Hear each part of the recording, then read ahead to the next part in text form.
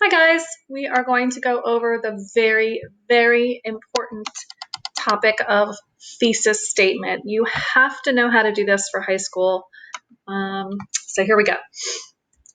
Okay, what we're going to learn today is a thesis statement, sorry guys, belongs in the introduction of an essay.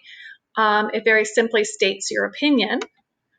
It only introduces 3 reasons to support your opinion, but it does not explain them. It's just the introduction of your ideas. And it is usually the last sentence of the introduction. Okay, I'm going to get rid of my head here because I want you to be able to see the whole page. All right.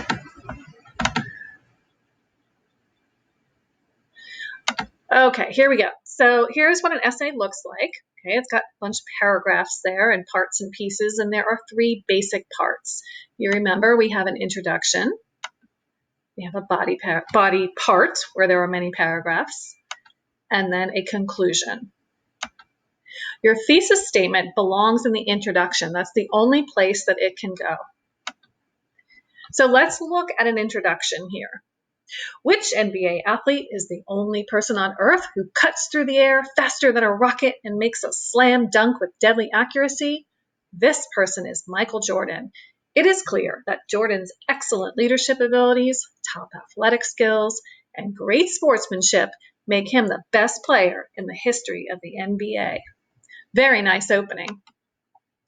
Notice that this thesis statement, which is highlighted in blue and is the last part of the introduction, includes a simple statement of the author's opinion, and it introduces the 3 reasons, but doesn't give any details. It doesn't say any examples of his leadership abilities or why he's top athletic. It's just introducing the reasons that this author believes his opinion.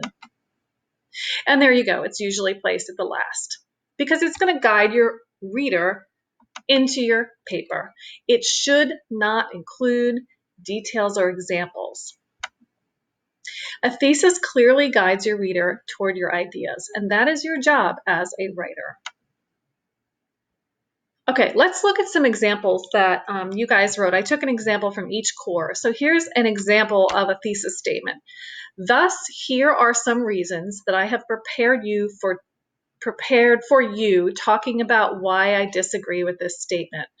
Well, you can tell it was hard for me to read, but I also have no idea what this author is talking about. So this thesis statement is very unclear and it has no reasons. I would suggest, first of all, identifying what the topic is. I disagree that an after-school homework club would benefit students because, and then you have to tell me why. Here's another example. I think it would be good for students so they can ask for help if not understand a question. Again, it's not particularly well written, but it also says, I think it would be good. What would be good? And a better way to rewrite it would be, I think an after-school homework club would be good for students. Right? So this has too few words. It's not specific enough. And again, it has no reasons. So it's not a thesis statement. It has one reason, actually.